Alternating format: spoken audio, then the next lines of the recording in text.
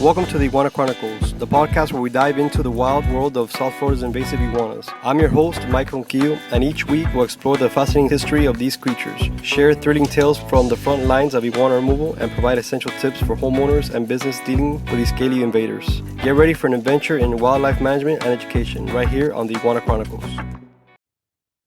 What's up, everyone? Welcome back to the Iguana Chronicles podcast. We want to share some of the wild stories with you guys of the ones we've encountered throughout the years in the iguana control business. It's been pretty crazy where iguanas end up and how they got there. We get these random phone calls all hours of the day because we are open 24 hours for these emergency situations. And we're also going to share some insights of how to prevent some of these things from happening, so you guys don't, end up with an iguana inside your home in a certain area that, will cause a panic to you and your family. Iguanas are very curious reptiles. They go about their day searching for food and water, and they might, end up entering through a window, entering through a front door if you leave it open, or even through your attic, through the vents on top of the roof where you have these pipes where the iguanas could come down through. I remember this one occasion. It was actually our first emergency job when we first started. We got a call, I think it was, 11 o'clock at night, I think it was, in Coral Gables. Our resident called us saying that, there's an iguana stuck between his window and the screen, and this room was actually his daughter's room. So the little girl saw this iguana between the window and the screen. The iguana's just there, just like looking to the room, and she completely freaked out. We arrived to the property. We did an assessment, make sure there's no other iguanas in any other areas that they might have been trapped at. But this particular iguana, there's a little gap between the screen and the window, and this iguana found its way, to that certain spot and just got stuck there, couldn't get out. So we had to remove the screen from the window and take the iguana away. It's scary for some. Some people are not, scared of iguanas, but some actually, they tend to panic when they find an iguana in certain spots around your home. So it's important to always check, all your windows to make sure they're all completely closed, all the screens are intact. Even if you have a ripped screen, it's good to get that replaced to avoid iguanas from entering from those spots. Because let's say if you have the window open but you have a little slash on the screen, these iguanas can find their way through there. We've seen videos of iguanas from clients that send these iguana videos of iguanas just in certain spots around their home, and they have no idea what they're doing there. An iguana will walk up to a sliding door window and just stand there and try and poke his head through because he's curious. He's looking for food, looking for water. A lot of times also when they see the reflection on a glass, they become territorial and they want to either mate or fight because they think it's another male. The iguanas ending up inside your house through the roof is one particular one that happens quite often. It even ends up on the news lots of times. These iguanas will climb your roof through trees on the sides. So let's say if you have an overgrown bush and it's touching the side of your roof, these iguanas will climb up there to sunbathe. You got to remember that iguanas are cold-blooded reptiles. So they like to go to these warm spots to regulate their body temperatures. But what happens a lot of times while they're up there, they might walk around, and if they find this hole on these pipes, these are actually called stacks, and what happens is it's used for the ventilation for your sink, for your toilets. So iguanas will climb down these pipes and they'll end up in your toilet. We've heard these stories and seen in person these clients of ours that will go into the bathroom, whatever time it is. Just imagine late at night, they open the lid of the top of the toilet and find an iguana there. That's pretty freaky to see at 2 or 3 o'clock in the morning. So it's important when you find an iguana like this, if you don't have experience removing iguanas or handling iguanas, not to try and grab it, because the iguanas will try to defend themselves. They'll try and tail whip you, scratch you, or bite you. And remember, these nails and teeth they have are extremely sharp. They're razor sharp. They use their teeth to cut through leaves and fruits. So if you do find one, the best thing to do is just to close the lid, call an iguana control specialist like ourselves to go and remove the iguana. What might happen as well is if you try to remove this iguana from the toilet, it might just go right back down the toilet. So now you have a problem of, when it's going to come back out, because to remove iguana from the piping, It's pretty difficult. We've seen occasions that toilets have to be removed completely to try and locate the iguana because you don't know how far it went down the drainage of the toilet. So we'd highly recommend just to close the lid of the toilet, close the door, put a towel against the door, just in case it does find its way out. If you get a spiny tail iguana in your toilet, those are a bit more aggressive. They tend to try and bite you quickly. We've seen these iguanas just trying to use a tool to get them out, and they just start biting on that tool because they're a bit more aggressive than the regular green iguanas. So when you guys are gonna approach an iguana, let's say if it's inside one of your bedrooms and you see it, the best thing to do is not to approach this iguana, because this iguana, what's going to do is going to run back and forth and end up in a place that's going to be difficult to remove. Let's say if it goes under your bed and you have a lot of stuff in there, when the iguana's hiding in there, it's pretty difficult to locate. We had this one occasion that this client had a hole on her fascia board on the side of her roof. So this iguana found its way into the roof, and they didn't have the roof access covered completely. So what happened was this iguana found a way to just fall down from the access from the roof inside the home, and it was inside her bedroom. We got there and we tried to look for iguana. We were there for like almost an hour trying to find it. And go, listen, we don't find this iguana anywhere. We searched, through under the bed, behind the cabinets, behind the TVs, on the mattress, behind the pillows, everywhere. So we even checked the closet as well. We didn't see it. She said it has to be in there because we left this door closed this whole time, so there's no way for it to get out. So we went back in there. We had to go in through her closet and take every single thing out. The iguana changes colors due to their environment or stress levels as well. And this particular iguana was actually a darker color, so it was camouflaging with certain materials inside her closet. So that's why we couldn't locate it. So we were able to find it eventually after an hour, and she was extremely happy. Because remember, the iguana, if it's not removed, it could die in there, it could decay, and then you have maggots and that rotting smell that nobody really wants. So if it's inside your room, it's really important to always put a towel, in front of the door and the bottom, so they can't get out through those areas. Another occasion that we had, which was one of our wildest removals, in my opinion, was we had a call from a client in Pinecrest, and they said that they hear a noise through the vent of their kitchen fan. So what happened was, again, this iguana made its way down through the ventilation part of the fan through the roof where the exhaust comes out of. That's to take out all the smell from when you're cooking. And it was stuck in this pipe. So we use an endoscopy camera at times to locate iguanas, and that's exactly what we did in this situation. So we arrived to the property. We saw, the structure of the house and how we can access the roof and where the exhaust fan was at. So when we opened the exhaust fan, we took apart the fan, the connection. We pretty much disassembled the whole thing to try and get access to stick our camera through there. The iguana was halfway through the pipe. So to remove that iguana was actually quite difficult. So I got on top of the roof, with our extension ladder. We removed the cap from the ventilation pipe, and we used like a plastic long PVC flexible pipe that we use to try and scare iguanas out of tight places. So that's exactly what we did. We were able to scare the iguana down. So he got to a spot that we were able to reach it. But once we went back downstairs to try and grab it, it started running back up again. So this was a back and forth thing for a while because there's no other way to get this iguana out. So finally, we were able to just, see the tail. I grabbed the tail and slowly, jugged it slowly down to try and remove it. And that's exactly what we did. We were able to grab the back of the body and remove it. Now, having one inside your kitchen vent and not knowing is another major problem. Imagine if you have food there and the iguana's in this pipe and it defecates for some apparent reason. A lot of people leave their foods on top of their stoves, and if their iguana feces falls onto this food, it gets contaminated due to the fact that iguana's feces do carry salmonella. So all these events could be, deterred by installing like a chicken wire around these pipes.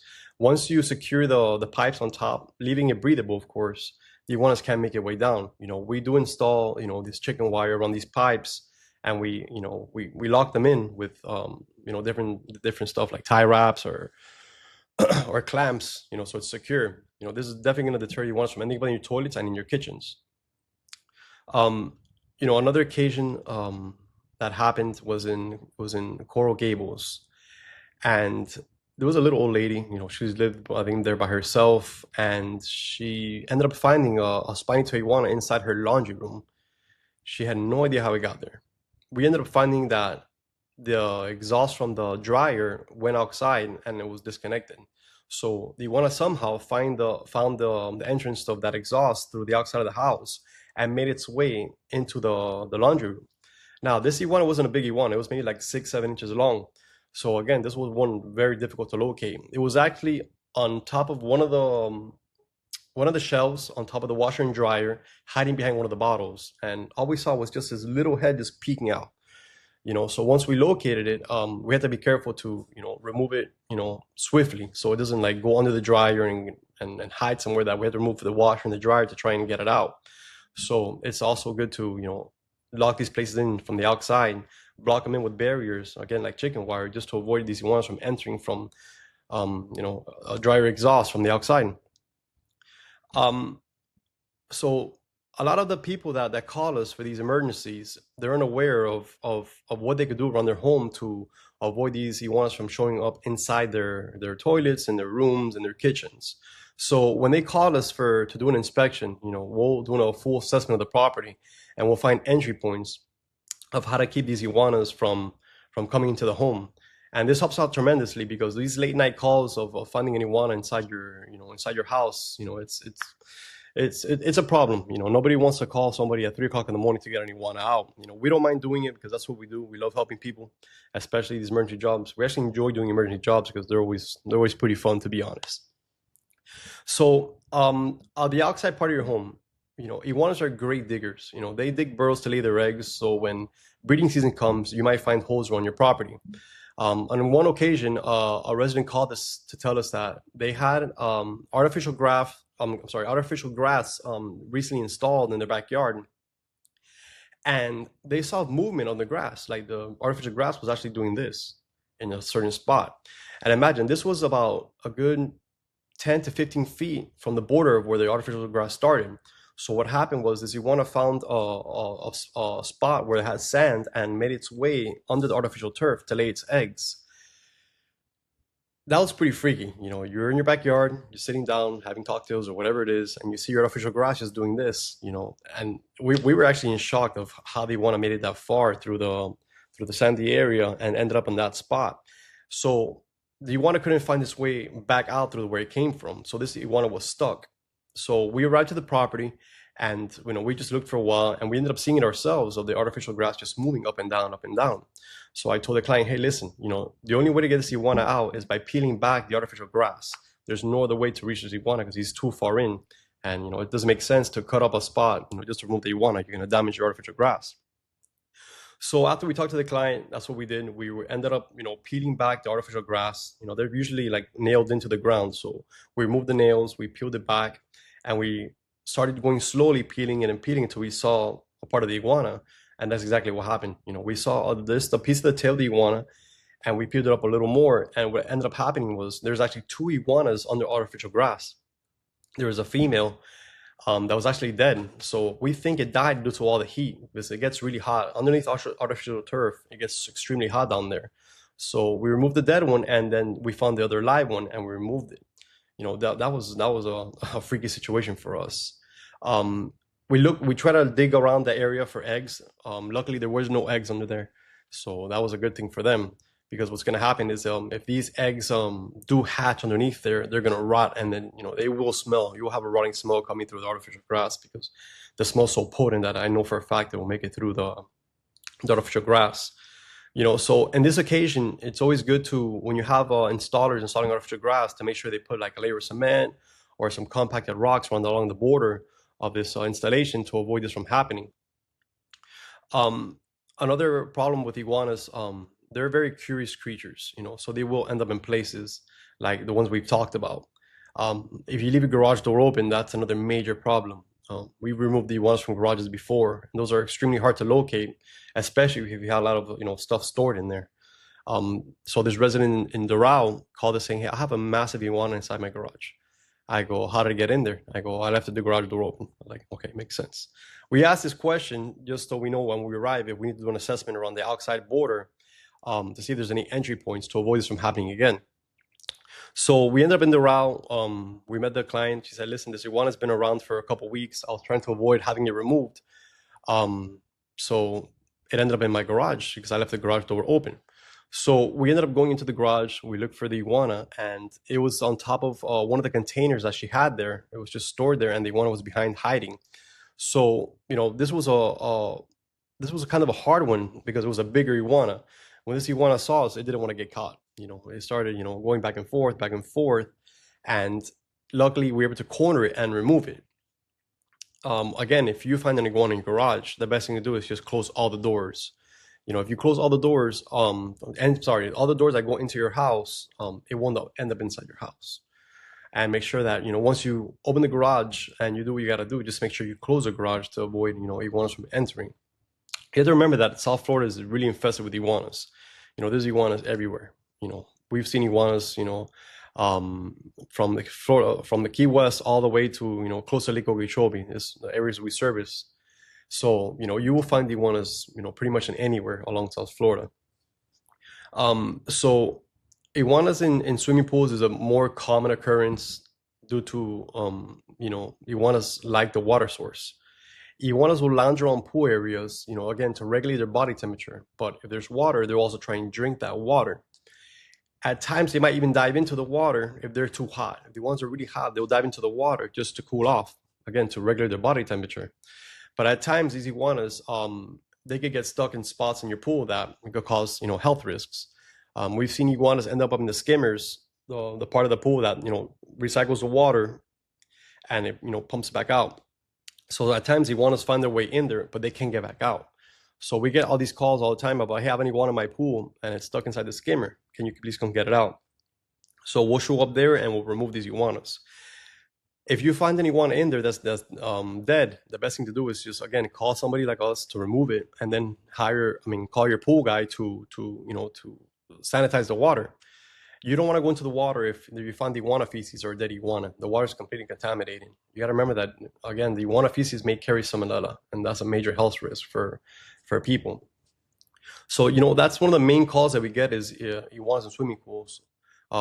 We have gotten calls from hotels, from associations, from condominiums of these iguanas just defecating around pools. And it's a problem because, especially for hotels, that they have to close these pools down, because once they they defecate in the pool, they have to close it down and wait for the pool guy to come out to clean the water. And that's bad for tourists. The tourists might leave you a bad review due to that that situation. Another call we got, it was in Coral Gables, and iguana ended up in another kid's bedroom. The resident had no idea how it got in there. I have a feeling they left one of the doors open around the house, and iguana somehow made it across the hallway into that specific room and onto this bedroom. When we got there, the kids' bed sheets were like camouflage color, so we didn't see the iguana on top of the bed. It was actually hiding by the bed rest, and his head was just sticking out behind the pillow. And the whole time, this iguana was just there, just looking at us. So we're there looking under the bed, in the closet, and behind his cabinets, everywhere, on top of his bed, but we didn't see it. So we ended up going behind the bed and moving it, and then we saw something move, like, oh, look, there it is right there. So this iguana was just there staring at us the whole time, like, look at these guys, they're never gonna catch me. So we ended up finding him, and we were able to remove him. So we told the client, listen, it most likely came in through the front door or the back door because someone left his door open, and that's exactly what happened. She said, yeah, I've seen iguanas in the front and my backyard just walking around. So this iguana just ended up coming in through one of the doors and ended up in his bedroom in particular. So they were really happy that we got it out. Again, this was another late night call, so the kid was able to, wash his sheets, I'm pretty sure, and enjoy his bedroom. If you guys have iguanas going into your attics, like we have seen in the past, it's super important to make sure you remove the iguanas before you seal these attics. So we've gotten calls before of, hey, I have a noise in my attic. It happens during the day, not at night. So automatically when they tell us that, we know it's not typically a raccoon. Most of the time raccoons make noises at night, because they're awake at night and they sleep during the day, typically. And once they tell us that, we'll make our way to the property and we'll look for any entry points on the outside. Depending on the size of the diameter of the hole, we'll know if it's an iguana or a raccoon. So this client that called us that had iguanas in their attic, we actually found damaged fascia board on the side of the roof, and so these iguanas were actually living up there. So we ended up setting up traps on top of the roof and removing iguanas. We thought it was just one iguana from what they had told us. We ended up removing 8 iguanas from that attic. So there's a whole family of iguanas living inside of the attic. So we ended up setting traps on top of the roof, and we were catching, one and then two. I'm like, listen, you have more than one iguana up here. It's better to set up a bigger trap, which is called the repeating trap, that multiple iguanas could go in at once to, get the process rolling. She said, listen, do whatever you gotta do. I just need these iguanas out of my roof. They don't let me, relax in my home. I hear them running back and forth, and it just drives me crazy. So we ended up installing those traps. We removed, I think, a total of 80 iguanas from the attic area. And then she was able to close up the hole, because you don't want to close up the hole if there's any animals living inside your attic. They'll die up there again. They'll start decaying, and your sheetrock on your roof will get damaged. It's extremely important to remove iguanas from your attic. Remember, when iguanas are up there, they could nest, they could defecate, which is one of the main problems. When iguanas constantly defecate inside of the attic, you start seeing spots on your sheetrock inside your home, and it can start deteriorating. Remember, it's the feces, the liquids, it starts deteriorating and soften the sheetrock. So what can happen is, if it softens it so much, these iguanas can actually fall through your sheetrock and come into your home. And there's also health risks involved with this feces. Remember, the iguana feces carry salmonella. So if there's a lot of feces up there, start getting mold, it'll go through your ventilation system. It could bring more health risks to you and your family. So it's super important to get the iguanas removed. Cut out any spots that you might have, poop in the attic. You see the spots all over the sheetrock on top. Replace those pieces so you can avoid these health risks. It's extremely important to always remove all the iguanas from the attic before you seal up any entry points, like I mentioned earlier. We had occurrences as well that iguanas on top of the attic, they end up in between your walls. So what happens is, when the iguanas are up there, they might stroll around, look around, and they might fall through the space in between the walls in your home. A lot of time the iguanas can't find their way back up. They'll start climbing, but sometimes they can't get back up to the spot where they were. So you'll hear a certain spot on your wall just scratching noises. That's them trying to figure out how to get out of there. So once we locate this area, what we'll do is we'll drill a little hole, about maybe like a 1/4 inch to up to 1/2 inch, to stick our camera through that hole, and then we'll look around inside of that space where we hear the knocking. So we locate the iguana.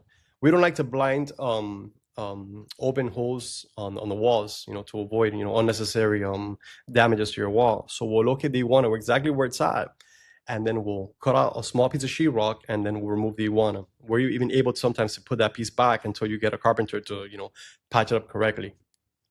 So those are just some of the occurrences that could happen. And when the iguanas are also on your roof, they might confuse a colored wire for fruit. Let's say if you have a red cable up there and they think it's a strawberry, just for the coloration, iguanas are attracted to colors, and they start chewing in these wires.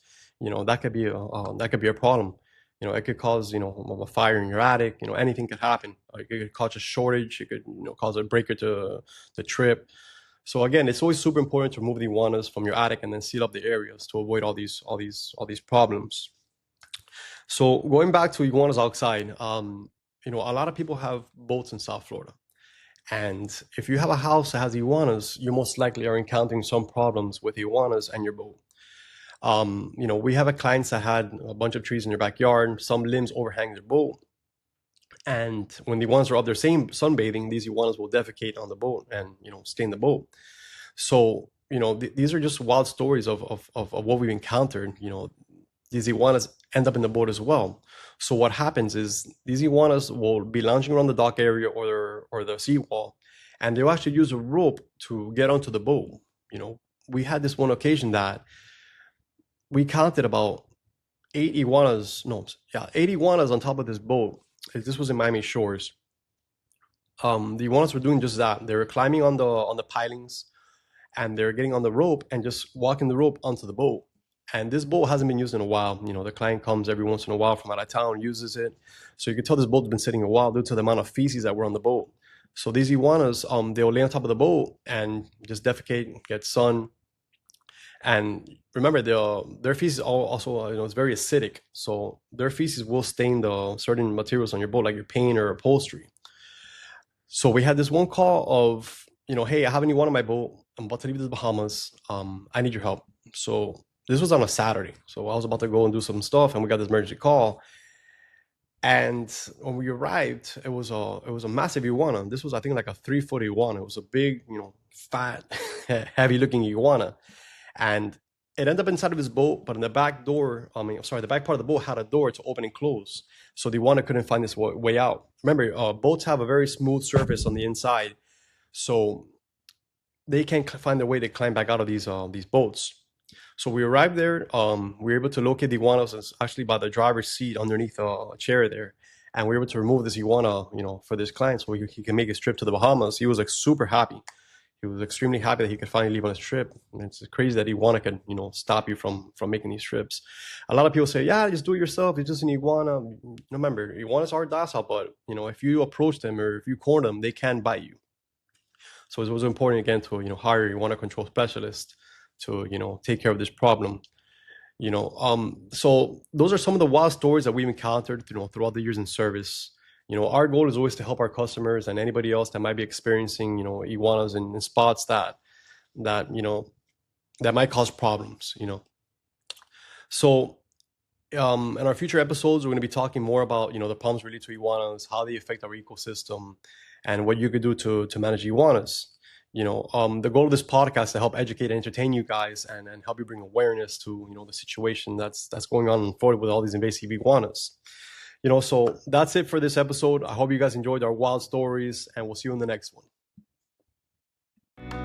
Thanks for tuning into the episode of the Iguana Chronicles. We hope you enjoyed the deep dive into the challenges and triumphs of managing South Florida's iguana population. Don't forget to subscribe, rate, and leave a review wherever you listen to this podcast. Stay informed and stay proactive. Together, we can make a difference. Until next time, keep an eye out for those iguanas.